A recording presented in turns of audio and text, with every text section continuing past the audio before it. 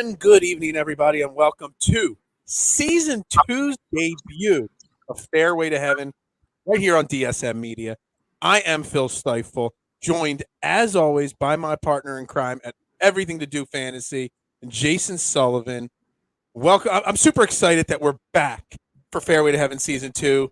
I had so much fun doing Season 1. I could not wait until Season 2 started. This year, I don't even think there's going to be an end to Season 2. I think Season 2 is just going to roll on forever. Every show right here on DSM Media is brought to you by Manscaped, the leader in men's grooming products. Make sure you check them out. The GOAT in below the waist maintenance. Manscaped.com. Use promo code DFS. This is a fantasy golf show. DFS. At checkout, get you 20% off, free shipping, and lets them know that the Beard sent you. So make sure you check them out. And this year, Fairway to Heaven has a new partner. We are partnered with Fantasy National Golf Club. It is the leader in model making, in stat projections, in course knowledge. This website, and we're going to bring it up in here in a second, is a phenomenal tool to use if you're into fantasy golf. It breaks down literally every stat possible that you can, need and have. It breaks it down to so many different ways. We're going to get into it in a second, explain the great work that they do at Fantasy National, Moose and Pat Mayo, all the work they do there. But before we get into that, Jason, welcome back for Season 2. I'm glad you're ready to have a second season with me. Dude, Season 2, I've been excited for this since the last season ended. I feel like this is the bread and butter. You know what I mean? Like football pays the bills, but I feel like this is what it's all made of right here. So, yeah, I'm super pumped to be back with you. Super pumped to have Fantasy National on board. Obviously, that's a huge get for us because of what they do. And the thing that's the most amazing about that side, I think, and I think you'll agree, is it doesn't spit out picks to you. It's not articles. It's not picks. It's basically let you control the model. You control what you want to control and spit out the players that you think are important. So I love it. Yeah, absolutely agree with you. So let's get into it. So Fantasy National is something that I did not use for most of last year. You turned me onto it later in the season when I was struggling. You kind of gave me some of your secrets of what you do there. So I'm going to bring it up on the screen here. This is the model section. So they have their main website here. And then basically what they do is you create your own model, basically. You go into this category here, edit your model. You click what categories you want, whether it's a approach, shots gained total, birdies are better. Where are the added? Add other stats. I mean, they got literally everything right here. Off the tee, driving distance, proximities, birdies are better, eagles, birdies, pars, double avoidance. Literally every single stat you could think of. Par 5, 6. This week's course, the Sentry Tournament of Champions, has a 677-yard par 5. There's a stat for that on here. You do this. You pick your stats. You pick how many rounds you want to go off of, last 24, whatever it may be. You click load my model, and it spits out literally all the information, and you can rank based off of your model. So based off of what I put in here, this week's tournament champions, I should be focusing on John Rahm, Patrick Cantlay, Sam Burns, Sung Jae Im, and Justin Thomas. They're my top 5 guys based off of the mileage. You could separate it out if you want to focus in on putting here, around the green, shots gained total, whatever you want to focus in on.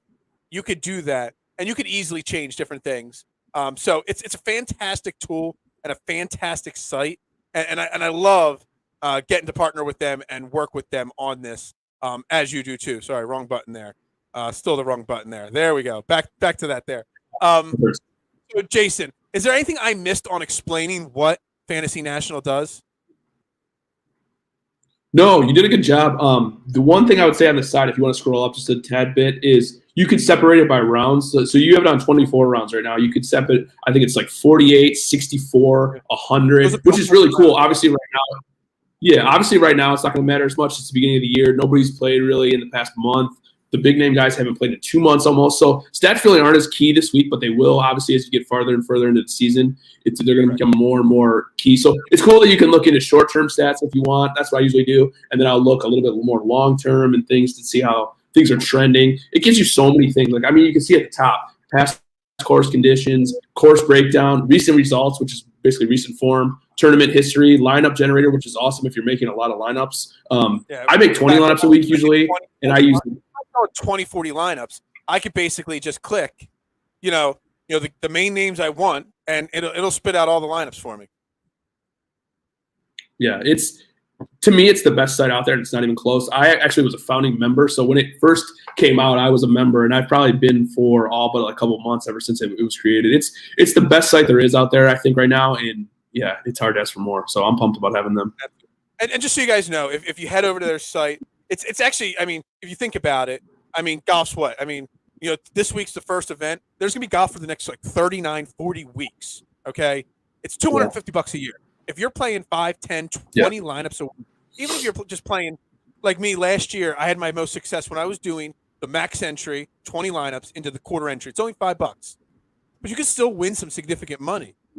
So you're literally talking about I can't do the math off the top of my head. $250 divided by 40.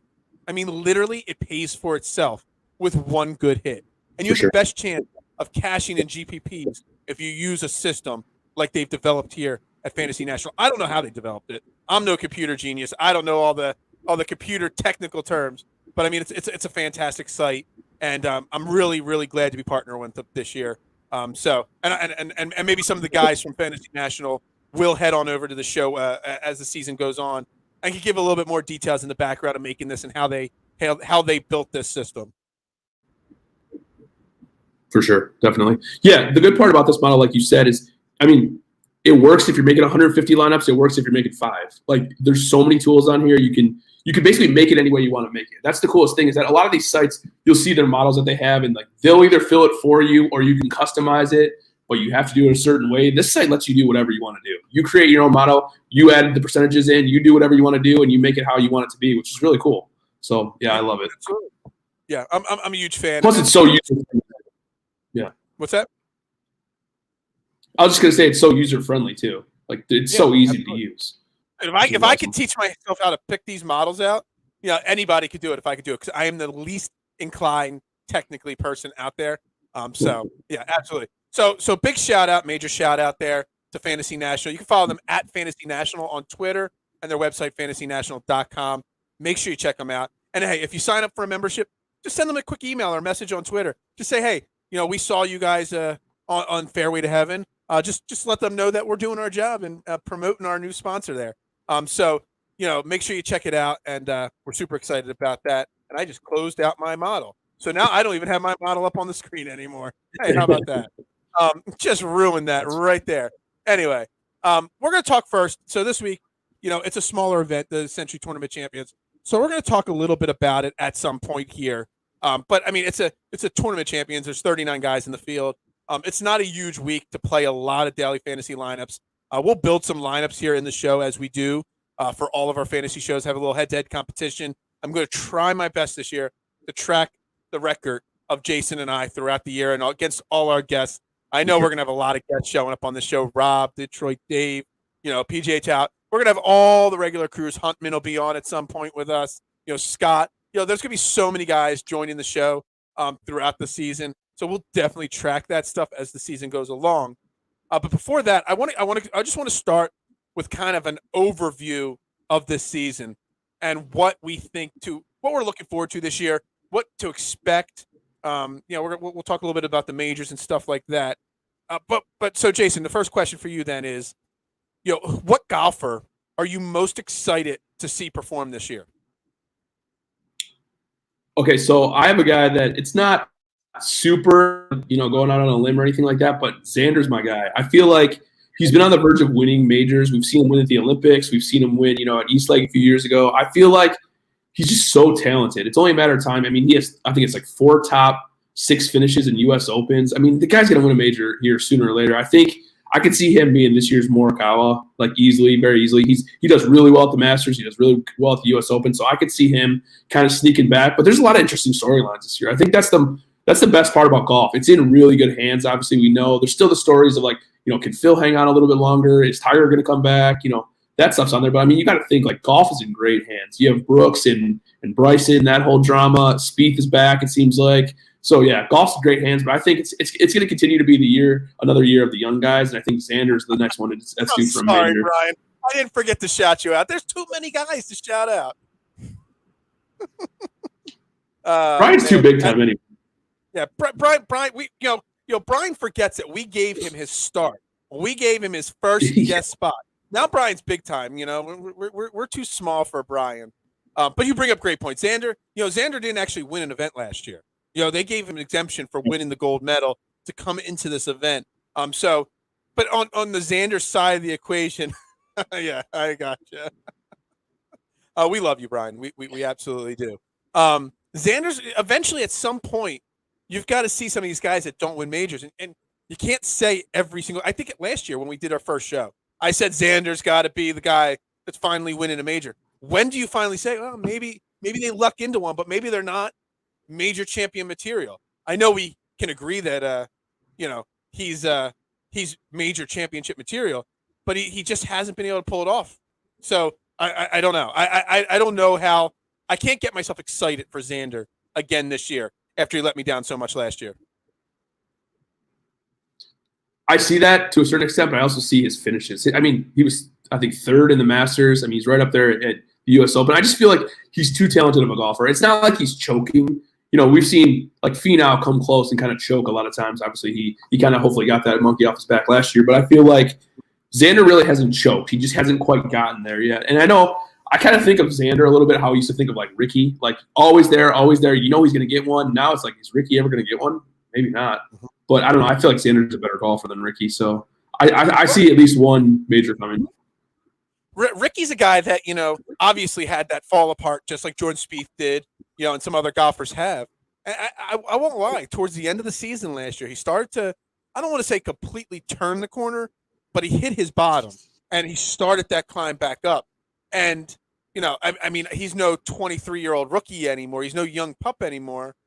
But, he's just one of those golfers that when he's performing and when he's in peak form, that golf's more fun when Ricky Fowler's, on top of his game. So I'm actually excited to see what Ricky Fowler could do this year to continue that trend back to relevance. Maybe not to top form, but at least to relevance.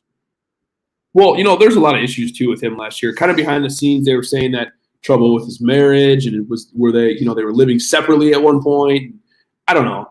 That stuff, you can't tell me that stuff doesn't affect people, because it does. I mean, we know it's like stuff in your personal life affects anything you do. So I can see that, but they seem like they're good. He's got a baby daughter now, so I don't know. I would love to see him come back a little bit. He did a thing too that we've seen a lot of guys do this. Rory talked about it a little bit. Spieth has talked about it in the past, but it's these guys that are stud golfers suddenly think that they need to do more, and they start retooling their swing. And it's like, dude, if you just did what you were doing before, you were right there. So I don't know why you needed to fully redo everything. I know that he was redoing his swing and then kind of like abandoned it and went back to the old way. It's like, dude, just stick with what was working. I don't know. Yep, that's a super, super fair point. So my prediction for 2022, I'm just going to say, if you're watching on Facebook, Twitter, YouTube, best way to interact with the show is on YouTube. So you head over to the DSM Media YouTube page. You make sure you hit that subscribe button, obviously. But while you're over there, that's the best place to comment on the show. And just like I did before the show started, I put my comment for my prediction for 2022. And Jason's not looking at the screen, so he can't see my prediction, which is on the screen right now. No. DeChambeau's not winning every. Yeah, no. Seriously, all joking aside. I'm surprised you don't have a parlay on that already, actually, to be honest with you. I'm surprised you don't have a parlay on that already. That is good. My parlay that I have running for this upcoming season, I will get into that in a moment, because I do have a massive payout parlay going. The name I wanted to talk about, I don't know if it's the best it was of anybody last year, but going into 2021, Sam Burns was 154th ranked player in the world. He is now the 11th ranked player in the world. Can Sam Burns keep up that kind of momentum? Because I would absolutely love to see Sam Burns continue that and see if he can crack a major, if he can crack into top 5 or 6 players in the world. I mean, it's going to be really hard to duplicate the 2021 season for Sam Burns, but damn, that was an amazing season he had last year. Well, Dewey went into last year as a guy that we knew would do well in bad field events, or do well on super easy courses where, the winning score was 23 under or whatever, something like that. He kind of, as the year went on, kind of developed into a guy that contended with better fields. He won, I don't know, he won 2-3 times last year, but he just seems like a guy that's kind of rounding into form. And I don't want to say he's like on the elite level, but I think he's one tier below that. So yeah, I agree with that 100%. He's a guy that, especially anytime you can play Burns on Bermuda, I'm all in for that. I love him this week, and he's actually my pick to win this week. Oh, is it? Okay. Well, there you go. I like that. All right. The next guys I want to mention, I would like to get your thoughts on. Last year's going into the season number one, Dustin Johnson. He fell to third in the world rankings, which that doesn't sound like much, but I mean, he was not the Dustin Johnson of old. Rory McIlroy had some really good games. He won some events, but he had some really bad events as well.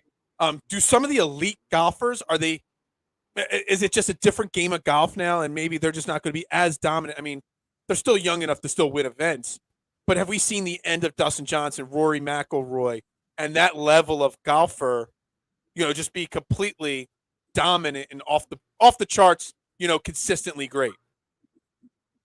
I don't think so, to be honest with you. I was actually thinking about DJ earlier today a little bit. We were kind of going back and forth talking about who we thought were going to win the majors, and I was thinking about that too. We saw what he did at the Ryder Cup. I mean, the dude is a flat out star. It's interesting because I don't think, obviously we saw guys in the past hold on to that number one ranking for a long time. Tiger, obviously, for years and years and years. But even DJ was number one for a long time. I mean, almost, I think, an entire year. I think we're going to see a ton of turnover. This week, if Morikawa finishes, I think it's second or wins, and Rahm finishes third or worse, Morikawa is the number one golfer in the world. So I think we're going to see a lot of that, coming in where it's like, you're going to have Rahm and Thomas and, a lot of these guys that Morikawa and a lot of the young guys that are going to be right there. And I can see it fluctuating a lot. I think it's so top heavy right now, golf is. And I feel like just there's so many young players that you could easily see. Like, I mean, I can think of like 5 or 10 guys that if they were number one at one point in the next 2 years, I wouldn't be surprised at all. Yeah, I disagree on the overall top heavy comment, because I think this point in golf, at least in my recent memory, there are more potentially great golfers now than ever before. You mentioned the guys like Morikawa or Dustin Johnson. Yeah. We haven't said Jon Rahm's name, but you got Cantlay, you got Victor Hovland, you got Burns, you've got Scotty Scheffler, who hasn't, done much. You got Abraham Ancer, Berger, Kokrak, all these guys that are just, I mean, Patrick Reed's won multiple majors. He's down to 25th in the world golf rankings, and he's not done yet. You know what I mean? It's not like his career is over yet. I just think golf has some of there's a great amount of really good golfers in that 25 to 35 range. So I don't think you'll ever see a guy go on a run where they're number one in the world for 52, 65, 80 weeks in a row, because there's just way too much great golf and way too much parity in the sport at this point. So that was a little bit of a misspeak. I didn't mean it was top heavy. I just meant there's so many guys towards the top that you could easily see them, being the guy. I feel like there's probably like, 10, like I said, 10 or 15 guys where if they were number one, it wouldn't surprise me at all. I agree with you 100%. The golf world right now is so deep. It seems like every year there's like 2 or 3, 4 or 5 studs that come up and they're just as good. It's like, it's super deep. I just meant that like the straight, like the top end is so strong right now that it's going to be interesting to see over the next few years. And it's not, I mean, a lot of these guys you're talking 24, 25, 26 years old. So it's not going to change. And then you have, quote unquote, the older guys, Dustins and Brooks being healthy again this year is going to be interesting. Like, I mean, Brooks Koepka, if he's good, he's as good or better than everyone in the world. So it's going to be interesting to see. Especially a major golf play. When he plays the major events. Let me see where when he's the 16th golfer right now. He fell. So in 2019, 18 and 19, he ended the season at number one overall. Then he fell to 12th in 2020 and 16th last year. He missed 7 cuts last year. That's insane to think that Brooks Koepka missed 7 cuts. Well, that just goes to show how. His is a little bit. Yeah. What's that? For sure. His is a little bit misleading too because of the way he plays. It's like, he doesn't play a ton of events, and then when he does, it's like, does he really care for half of them? He's kind of a weird guy. He's one of those guys that, like, just because he's ranked out of the top 20 doesn't really mean all that much. Right. All right. So the majors, that's what really all care about. If you're talking about Brooks Koepka, that's all we care about. The majors. That's where they focus and put their, most of their game on the line. So first off, you already said Xander Schauffele you think wins a major this year. I'm sorry. Grab me a beer. Sorry, I got to send my bartender off to get me a beer real quick here. I'm almost out here. You already said Xander Schauffele is probably going to win. You think is going to win a major this year. The guy that I think breaks through first and wins a major. Now I'm going to get into it in a second. I did do a parlay where I picked all 4 golf major winners, and they are all first-time winners. I'm going to get into it in a second. All of them could win a major, and all of them, you'll agree, have a shot to win a major soon. Whether I pick them all right this year, whether they're in the right order or not, totally different story. But my $1 bet pays out over $800,000 if I hit this spot on. And it all starts with the Masters, and the guy that I think wins the Masters. He's had three of the last 4 years. I believe he's finished in the top 10, and that's Cam Smith, a guy that played really good last year. I really thoroughly enjoyed watching his game, especially in the second half of the season. He's ranked 21st in the world. Thoughts on Cam Smith? Thoughts on him as a Masters champion, but just him as a major champion in general? I think it's happening too. I don't know. I think the Masters is probably his best bet. But I love Cam Smith. Same thing what you said. The dude's just like, he's cool, calm, and collected. He's been right there a lot of times. He's still relatively young. I definitely think he's a major champion at some point. I like him a lot too, so I wouldn't mind seeing that at all. But yeah, I could see Masters for him for sure. I've only made one future bet that wasn't a parlay, and that was Cam Smith to win the Masters this year. I got him at 35-1. So I think it's come down to like 22-1 or something like that. So I'm super excited about that bet. Specifically the parlay, the odds of picking all 4 major winners as first timers and in the right order. I mean that's a slim bet. That's why it's an $800,000+ payout. But getting Cam Smith at 35-1, I mean, I thought it was a steal of a bet. Absolutely. No, I think so too. I think too, kind of playing off that point is, I think gone are the days of Cam Smith surprising people. I think you can see it this week. He's going to be really highly owned. He's really highly talked about this week. He's not going to surprise people anymore. You used to, see major odds of Cam Smith in the 50s or 60s or, sometimes even 70s. You're not going to see that anymore. People know he's a good golfer now. It's just a matter of when he breaks through.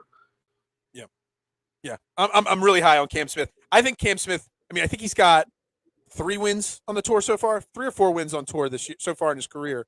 I think this is a year where he could win. He could be one of the golfers that wins 2 or 3 events this year, easily. And I'm really pumped to watch him continue to develop. Hopefully he shaved that mullet off that he was growing and that awful mustache. But, if not, whatever. It'll be really cool seeing him slip that green jacket on with that mullet, though, for sure. All right, next golfer in my major prediction run. PGA's now before the U.S. Open, isn't it? Yeah, so we'll go PGA. So I got Daniel Berger winning the PGA Championship, okay? And I got Scotty Scheffler winning the U.S. Open. They're my next 2 guys. Oh, right, I like it. Yeah, Scotty Scheffler is Mr. U.S. Open. I think he could take over someday as Captain America. Patrick Reed's old, nickname there from the Ryder Cup. I love Scotty Scheffler's game. Daniel Berger, I'm not sure why I picked Daniel Berger there. But he actually, I picked him and then I went back and looked, and he's not really had the greatest success at the PGA Championship. But I got Berger and Scotty Scheffler. Do you think? I think I can see in your face that Scotty Scheffler is probably the better of those 2 picks right there. For sure. I think Berger gets a major at some point too. I think Scheffler is going to be an absolute stud. I think we saw what he did at the Ryder Cup. He's just like unfazed by where he is. You know what I mean? Like, and obviously we haven't seen him win, that's coming obviously at some point. But like, he's just so talented, and he does it in so many different ways. It's like his thing is just like, if he can stay poised, he's going to win a lot. And I think he's going to win a major too. So I didn't actually give my Masters. Oh, sorry. I was just going over my parlay first, and we'll come back to you. I'm going over through the 4 because I got the parlay going. So far we've got Cam Smith, Daniel Berger, and Scotty Scheffler. And Daniel Berger was actually injured a little bit last year as well, wasn't he not? I think he had a back issue for a little while as well. So he's fallen to 19th in the world. Scotty Scheffler's 12th in the world. And then my Open champion, I cannot believe he didn't win it last year, is Viktor Hovland as Open champion to close out the major season. It's just tailor-made for Viktor Hovland. He plays great in all those European events. He plays really well in the U.S. as well. But that's my majors. So if it goes Cam Smith, Daniel Berger, Scotty Scheffler, Viktor Hovland, we're all going drinks on me, 110%. Because it's over $800,000 on that $1 bet, and I need you all to sweat with me on that, because that is that would be life changing right there. The odds of it happening slim. That means Koepka doesn't win one, Dustin Johnson doesn't win one. Any of the big names, Bryson, my man, who's going to win every event in 2022, does not win one. So I love to. if you were giving me odds on that happening, what kind of odds would you get? Would you give me 800,000 to 1 on my money on that? Pretty much, yeah, pretty Yeah, much. it's that, Just because of the first time thing. Yeah, just because of the first time thing, it's a lot. I mean, I'm not gonna lie to you. I was thinking about that earlier today, and I would be more pumped for that than anything else that happened. And it's not even to me. So, yeah, I'm all in for that. I'm thinking more along the lines. When Cam Smith wins the Masters, I wonder what kind of payout they're going to offer me, because they will offer some form of payout. They'll probably offer me like $100. Sure. I'll probably be like, yeah, sure, take it. Yep, hell yeah, no question about it. No, I like it a lot. Let's get to your predictions then. So let's start all over again with you at the Masters. Who do you got? Who do you think? Looking out to April, there is going to win the Masters. So I'm going to throw this out there. My picks are not nearly as exciting as yours. They are very boring compared to yours, to be honest. Yeah. Correct. Jordan Spieth is winning the Masters, I think, this year. T3 last year, we saw him. We know what he's done at Augusta before. We saw him round back into form last year, be one of the top probably 3-4 golfers in the world. So I think Spieth gets the old green jacket back this year, for sure. Yeah. So I mean, I'm going PGA. That's not a sexy pick at all. No. That's just having that's just like a yeah. Yeah, not sexy at all, but that's what I'm doing. And then I'm going Xander to win the U.S. Open. I think he gets over the hump at the U.S. Open, so I like that one. Super boring with the PGA. Brooks. How do you not pick Brooks at the PGA? Super safe. I know. Like 1.5 to 1 to win it. Like got it, or he's probably like minus 110 to win the PGA. Sure. And then for our boy Brian, who's probably not watching anymore because we offended him, the Open champion Louis Oosthuizen. Okay, all right. Yeah, Louis Oosthuizen had quite the resurgence last year. Yeah. But Louis Oosthuizen definitely had quite the resurgence. He jumped up from 22nd in the world to top 10. He didn't win an event, but he finished third a couple times last year. Top fives a whole bunch of times. Actually, I was going to ask you that question, but let's repeat that. So you've got Spieth, Xander. Yep. Xander, Brooks, Louis. Okay. Yep. Something that happened last year a lot.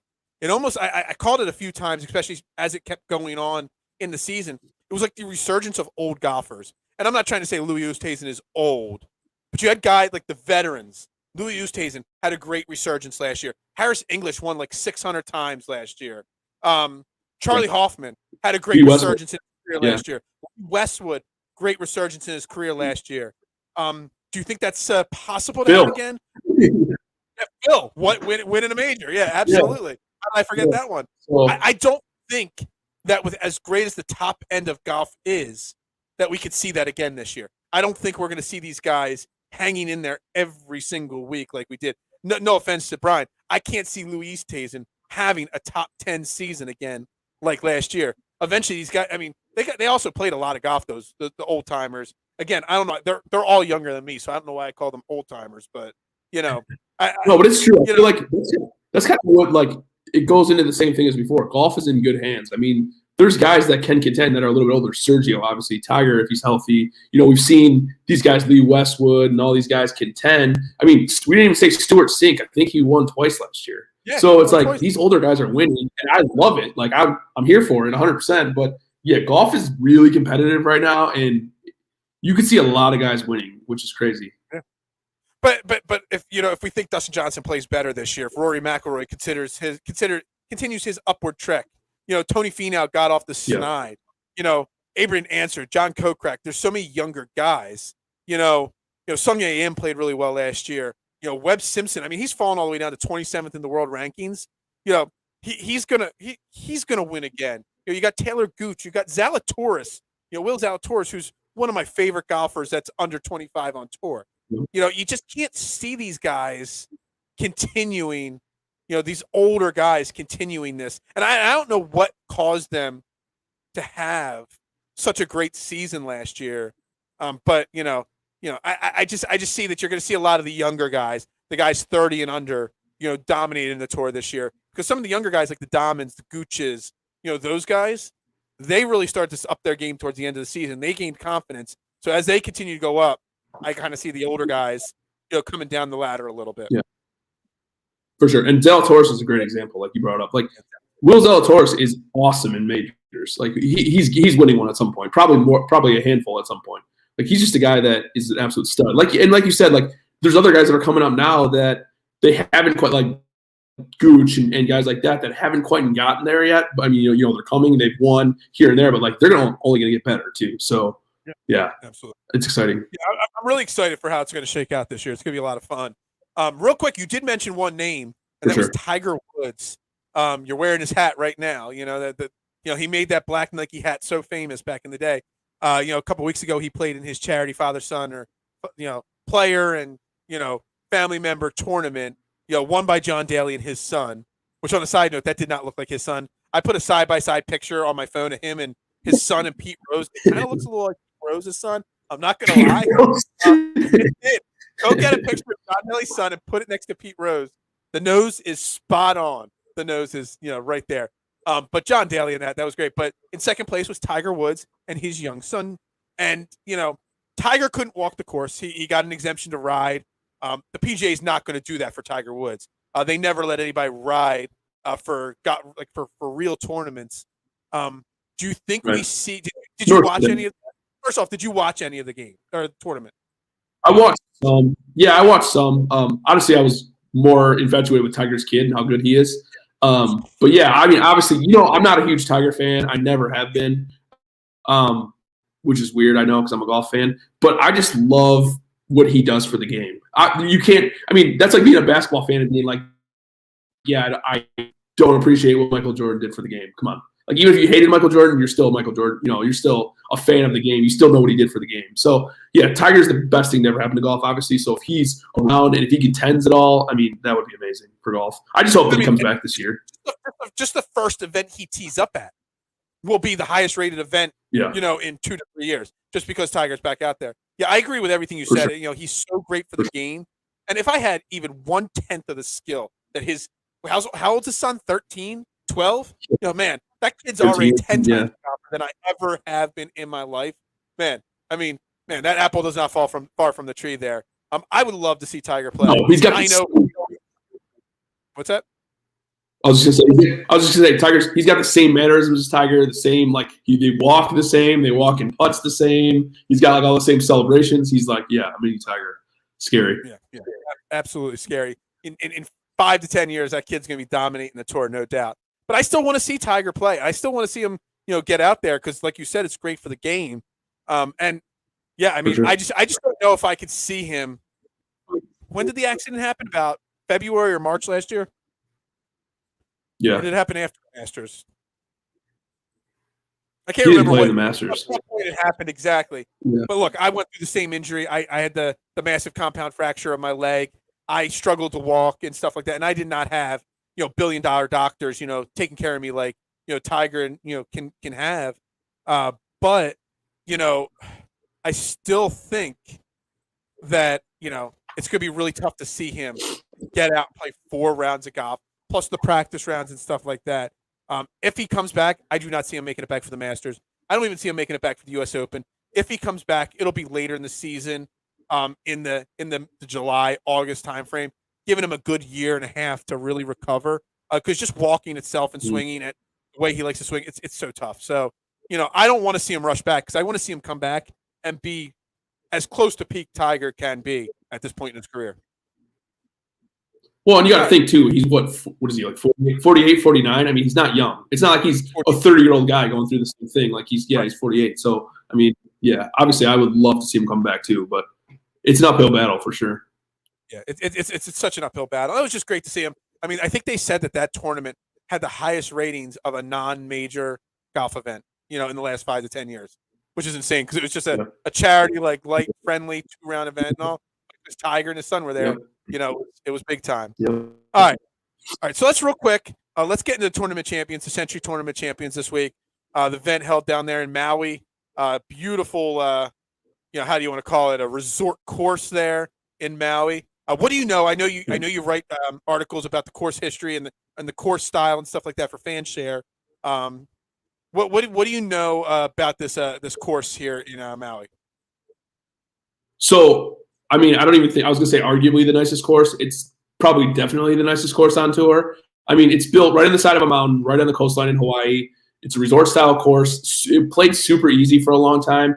They've tried to make it a little bit tougher. So basically, there was a redesign a couple years ago in 2019 where they tried to make it easier for the public and harder for the PGA pros. So it's going to be a birdie fest. It's going to be probably 23, 25 under, somewhere around there. Super beautiful course. The fairways are huge. There's not a lot of rough at all. There's 93 bunkers on the course, which is a lot. It sounds like a lot, but in retrospect, these guys are pros. They're going to avoid the bunkers. There's not much trouble on this course at all. And I don't know if you saw what Bryson said, but he said something like, yeah, I just wish there was a little more room on this course so I could really air it out. It's like, dude, there probably isn't a course that is more open than this course on the entire tour. So I'm not really 100% sure what he meant by that, but super easy course. Not a lot of trouble, no water hazards at all. The wind can be a major defense at this course, but the problem is that, I don't know the problem, I shouldn't say the problem, but the fact is there's not going to be much wind this week. You're talking about wind in like 7-8 miles per hour, so nothing too crazy. Greens are easy. It's going to be a scoring fest. So I think to me, it's going to come down to be a putting fest. I know everybody's kind of like saying driving distance. You got to smash it off the tee. It's like you do, but at the same time, I feel like it's going to come down to who makes putts. Yeah, I don't even think you have to smash it off the tee. I know they got first off, it's the only par 73 on the tour. Only par 73. And they have, I think was it 9th or the 18th? One of the ending holes of a front or back nine there. It's like a 677 yard par 5, one of the longest holes on tour. But yet everybody's going to reach it in 2 because there's so many elevation changes. You're hitting tee shots downhill. You're sitting your second shot downhill. It does not play as long. Was it 7,500 yards approximately this course? It doesn't play that long. Yards. 7,600 yards. No, that's a wonderful point. Yeah, that's a wonderful point.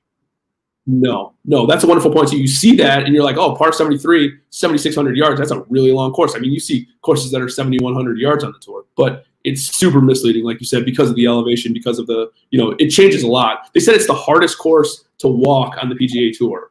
So obviously there's going to be a lot of changes in elevation. It's going to be up and down. So yeah, that's a great point by you. Absolutely. And I believe you said you're looking at a Sam Burns as a potential champion this week, right? Yeah, I love Sam Burns. Obviously Bermuda greens, which we love Burns on Bermuda greens always. I just like how he sets up for this. He's number 1 in my model. I'm not putting a ton into stats this week just because, like we talked before the show, guys haven't played in a month. And some of these guys haven't played in 2 months. So, yeah, I'm not putting a ton into stats. I did hear an interesting thing today. I was listening to the Fantasy Golf Degenerates, one of the best podcasts around. And Kenny was saying that 11 of the last 13 winners here have at least played in one tournament in December. So that's something interesting to look at when you're looking at building your model this week. Or your lineup this week, So real quick, this just updated because I just had to re-put up my model because I accidentally closed it out. And when I originally had made my model this afternoon about 2:00, this was not on here. Maybe I did it earlier than that. Cam Champ has withdrawn from the event. Did you know that? Yeah. All right, so I missed that. I just saw that right before we went on the air. Okay, yeah, I missed that. So that's one guy out of the field. It's not like I was predicting him to win. But, yeah, you look at it, the guys that win this event, a lot of times are the big names. Justin Thomas, the big names. So if I'm going to – I'm really struggling to pick guys that I really think have a great chance to win. But you kind of got to lean towards the big names, the Burns, the Justin Thomases, the Cam Smiths, the John Rahms, those big names to me. This event, I'm struggling to pick a guy that's not one of the top 5 golfers in the world or top 10 golfers in the world to win this event. Really, really, really struggling right now. I can't obviously make any bets at home tomorrow afternoon. So I don't even know what the odds are on any of these guys. But I would find it really hard to. The one name I'm looking at on my model here, it's got a cheap price on DraftKings. I'm not saying he's going to win, but he scores really well on the model that I put together here, is Seamus Power, a guy that won a bit last year, played really well last year. He seems to be, modeling out well to me. He's 9th in my model, and he's in the top 20 in every important category for me. So it's just a name I'm looking at there. I don't know if it'll work out or not, but that's just something that jumped out at me there. This is the week too, I think, more so. We always talk about ownership and how it matters. And if you want to go to get the best ownership out there, Fanshare Sports definitely has it.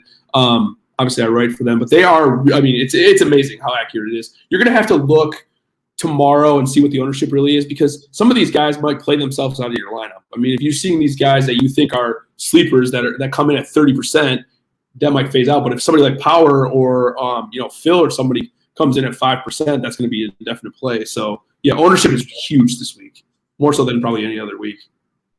All right, that's fair.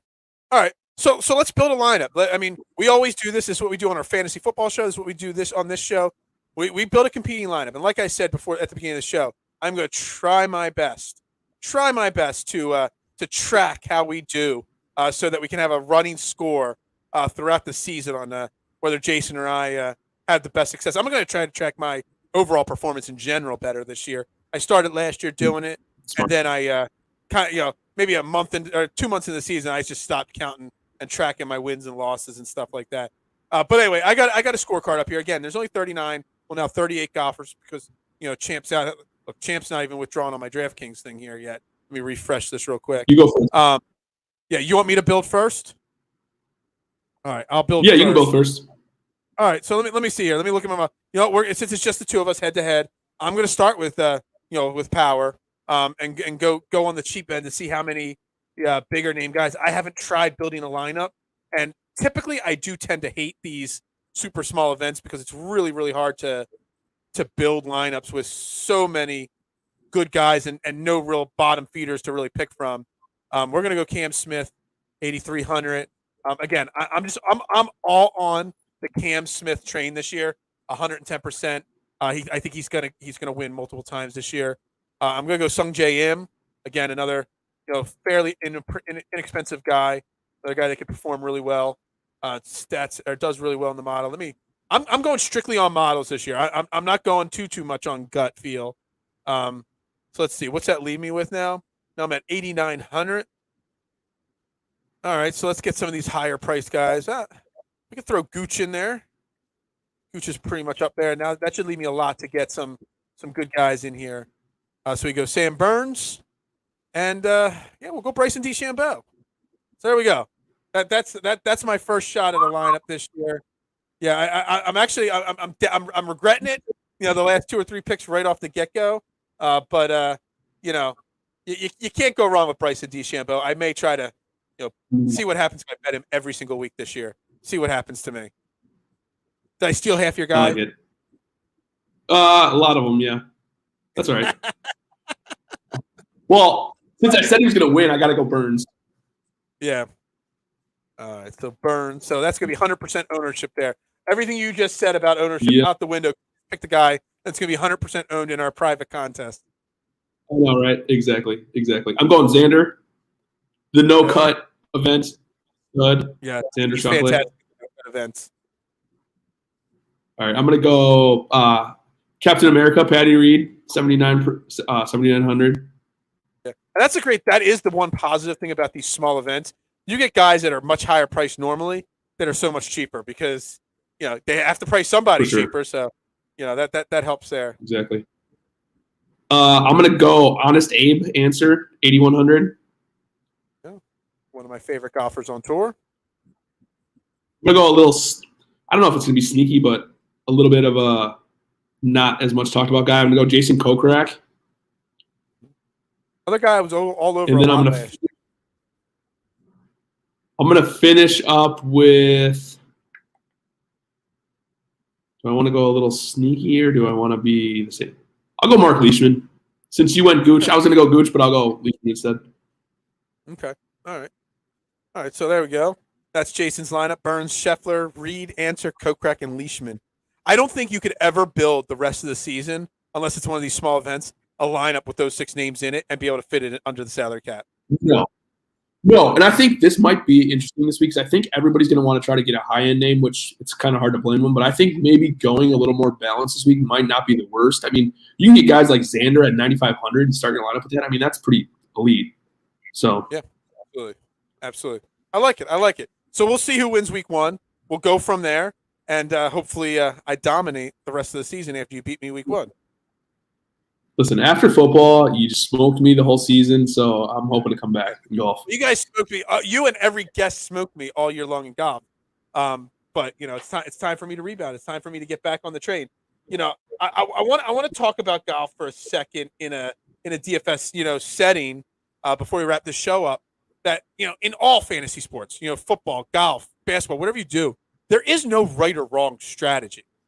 The what it is like last year I had a great run to start the season, and then I started to lose a little bit, and I started to doubt my strategy. I started to doubt the way I was picking lineups and what I was doing. And then as I started to doubt myself and change my philosophies, I started getting worse and worse because what had worked for years before, and just because I had a 3-week stretch of poor performances, I got off of what was working for me. And what works for me might not work for you, Jason, or somebody else. But if it works for you, don't let 2 or 3 bad weeks like foil your plan and stop you from doing what you do best. And I just think it's a piece of advice. I mean, I've heard other people say it, and that's why I've kind of trying to put that in my mind, ingrain that in my mind. What works for me, I should stick to it and not let it, not deviate from it. The first sign of trouble. That's a great point. Rob and Drew talked about this last night on their show a little bit. It's just tweaking your process. I think you're doing yourself a disservice if you don't tweak, but I feel like you don't want to abandon it. Just because you have a week or 2 or 3 where things don't go well, that doesn't mean your process is bad. I think sticking to the process, adjusting things if need be, like try to find new strategies is fine, but just don't get freaked out if you have a bad month where, it doesn't take that much to have a great year. You can contend in a couple of GPPs, not even win GPPs, but just contend. Mm-hmm.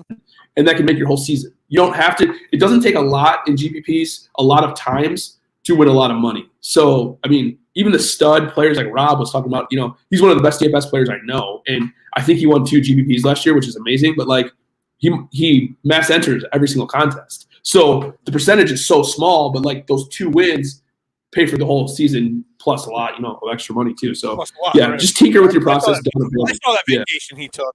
He went to a pretty high-end vacation, right? Yeah. All and it doesn't hurt. What's that? I was going to say, the only person that takes more vacations than you is probably him. So. Everybody wants to make fun of my vacation, but don't worry. This is my last vacation for a very, very long time.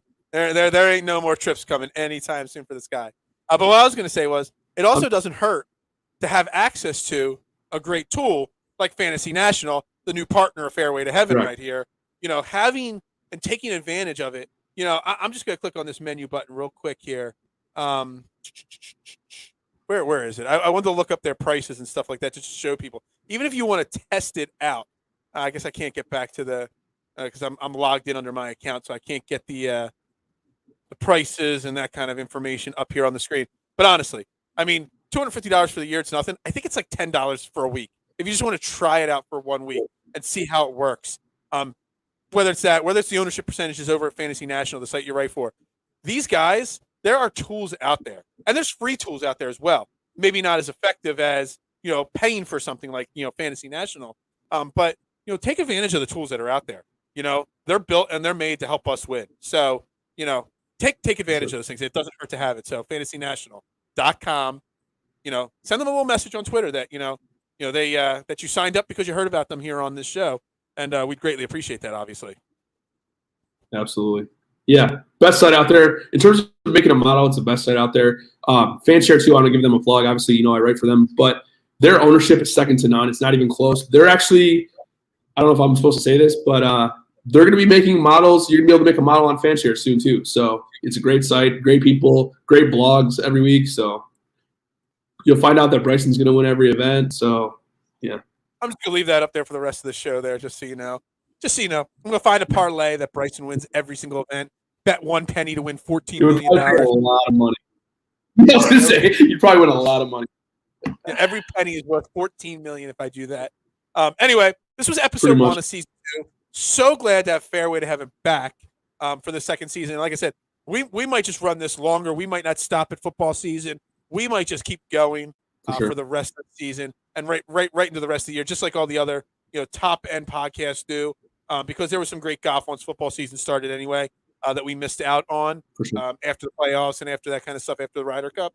So I'm so glad to be back with Fairway to Heaven right here on DSM Media. Make sure you're following Facebook, Twitter, Twitch, YouTube. Smash those like buttons. Smash those share buttons. And on YouTube, hit that subscribe button, but also make sure you hit the bell that turns your notifications on so you know when when we're live on any of the great shows. We got shows 7 days a week. We've got 15, 16 different shows for my Philly people. The great Ty Johnson will be on Faithful Fanatics tomorrow night at 7:00. Make sure you check that out as well. Hey, Jason, this is the start of the season. Next week, we're going to be diving head deep, tournament by tournament, every Tuesday night, 9 p.m. We'll spend a lot more time on each tournament as we go. So I'm super glad. I'm super pumped. Glad to have you back. And again, fantasynational.com and again, manscaped.com, the leader of men's grooming products. Jason, any parting words today before we wrap this up? No, it's fun to dive back in. I'm glad golf's back. Obviously this isn't a full tournament, but we're getting warmed up. We're ready, and it's gonna be a fun year. I'm excited.